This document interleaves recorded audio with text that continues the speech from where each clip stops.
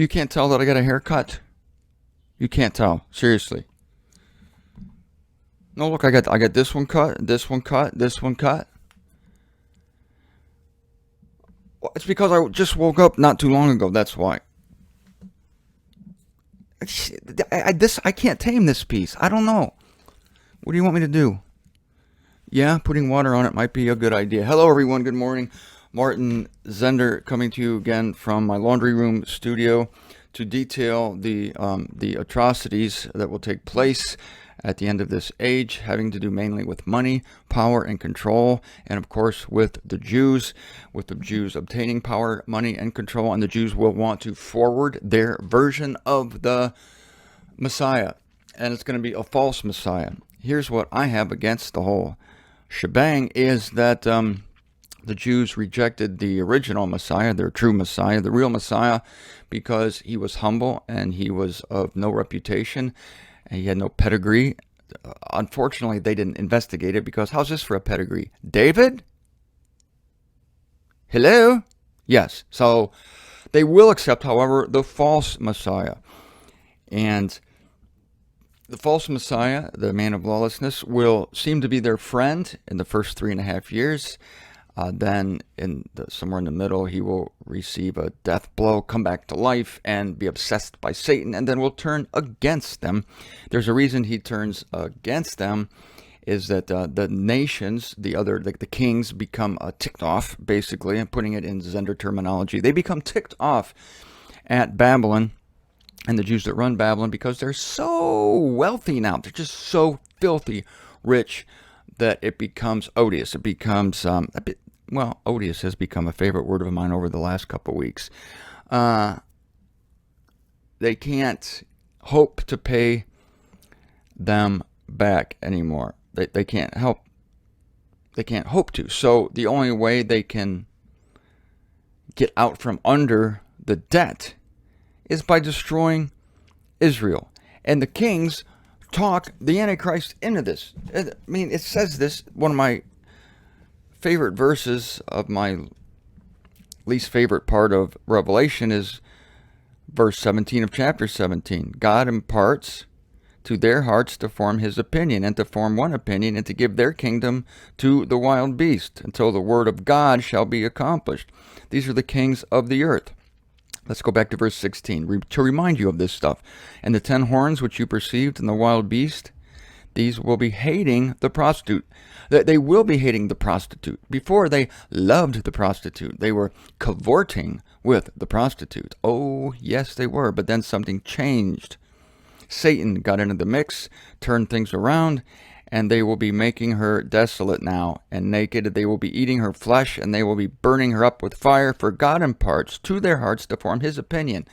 So it is God himself that has a case against the prostitute, the unfaithful of Israel, who are amassing wealth. Because, as always, the Israelites think that money is power, and stature is power. It's always influenced their decisions.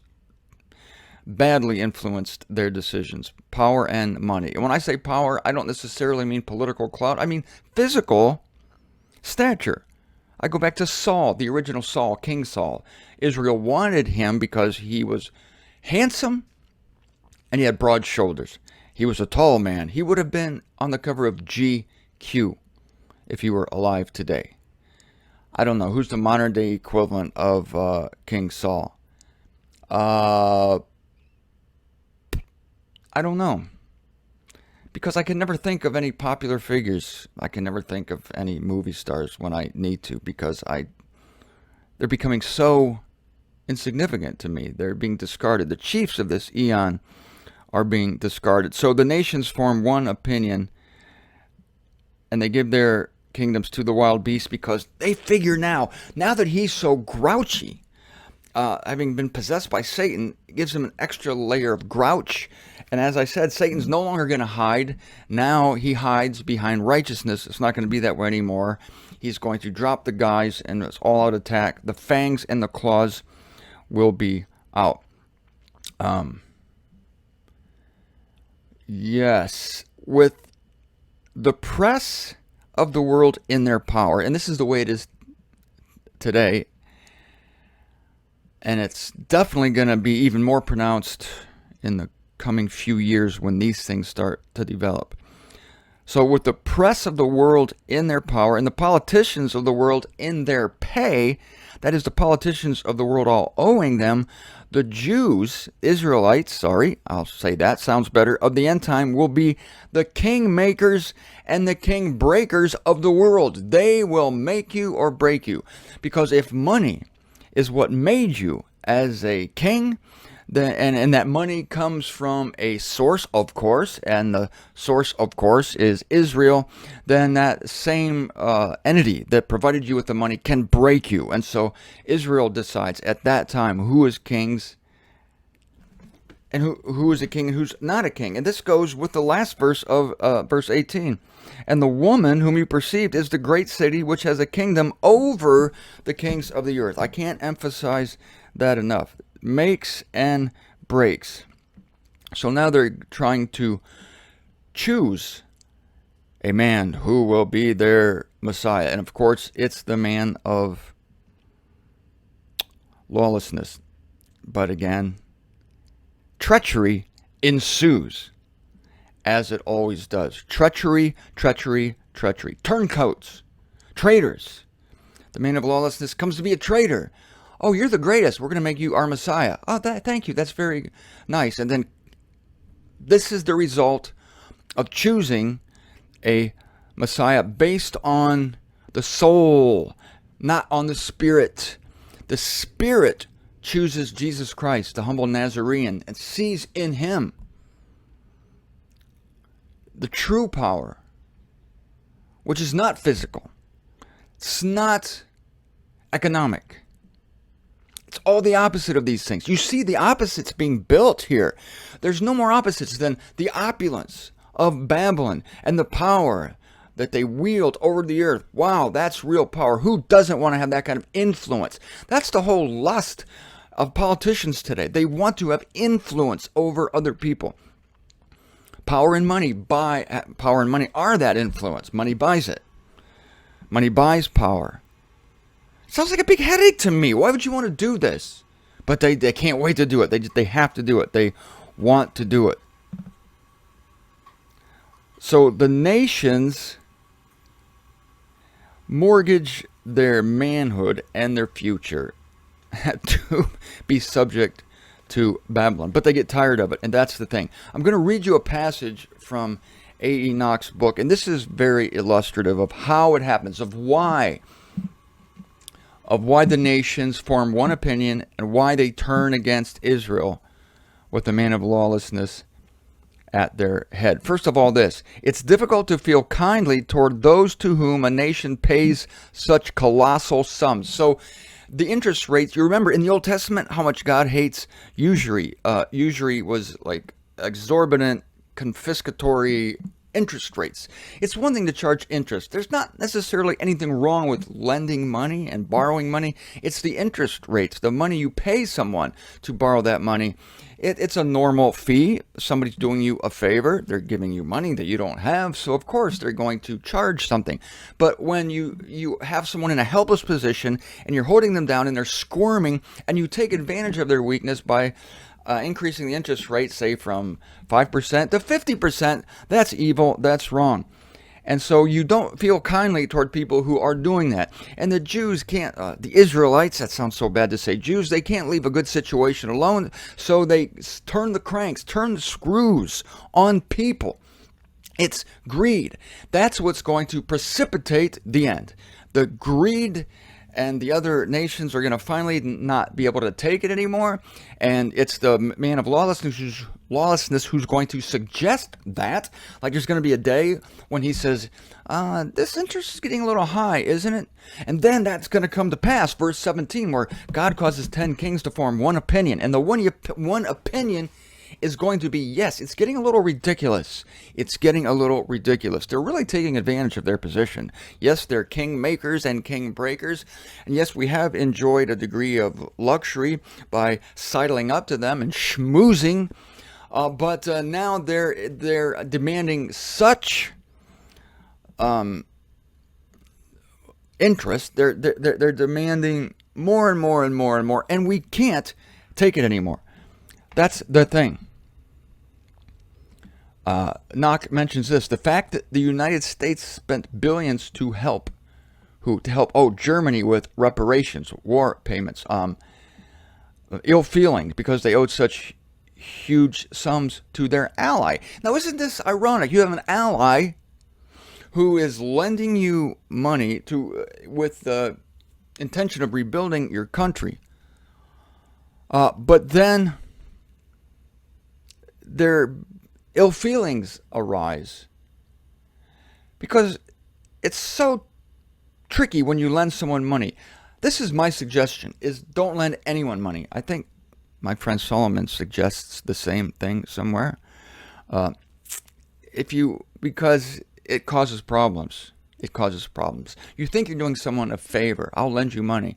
But then there comes these stipulations, and then you begin to resent. You have ill feelings toward the person lending you money, which you shouldn't really have, but you feel like you owe them. Oh, I owe him. I owe Uncle Ted. He gave me, $5,000 to help me start up my business. Now I owe him, and every time I see him, it's very awkward.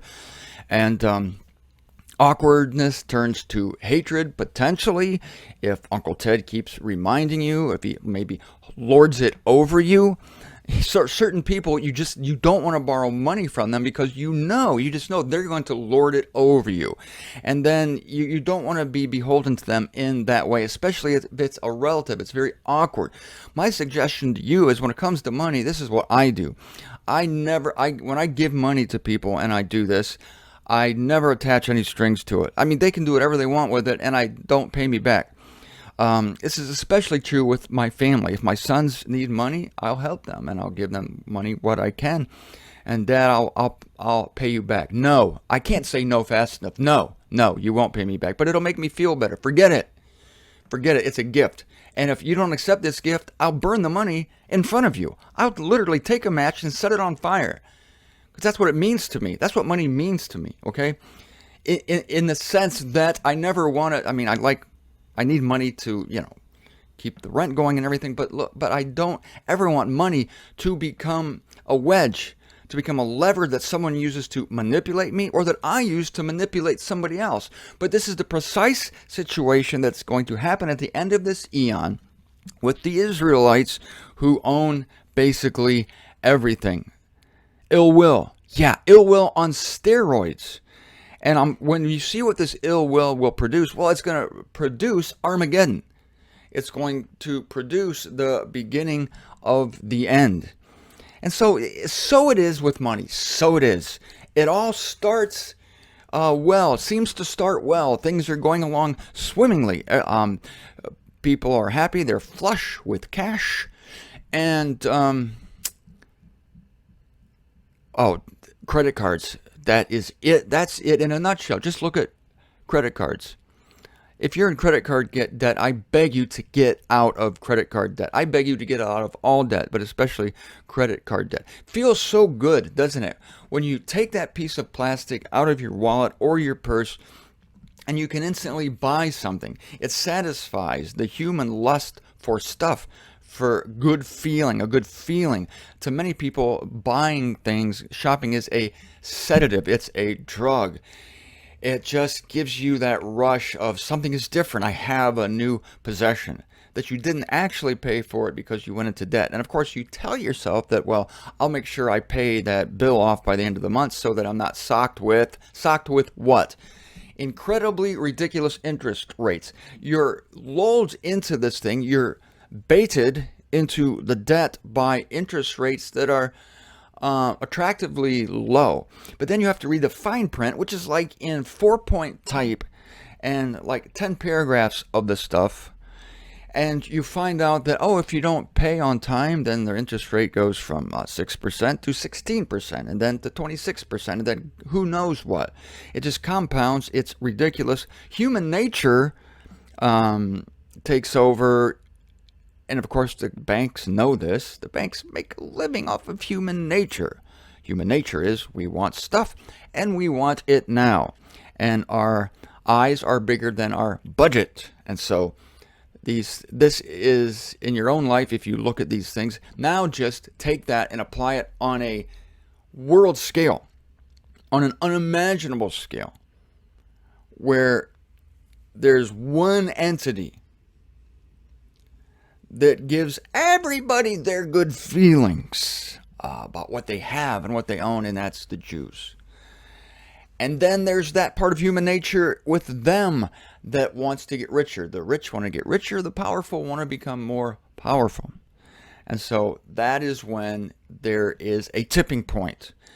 And the tipping point is we're tired. We have ill feelings toward these people that we owe so much money to. That's the tipping point. That's the opinion that forms that we can't repay these people, so we're going to eliminate them. That's when the tide turns. That's when they come after Israel. That's when they come after them. All the nations gather against Israel in the valley of Jehoshaphat. Does that have a happy ending? Yes, I suppose it does down the road. But before we get to that, we have to probe further into the depravity, and this we will do by the will of God tomorrow.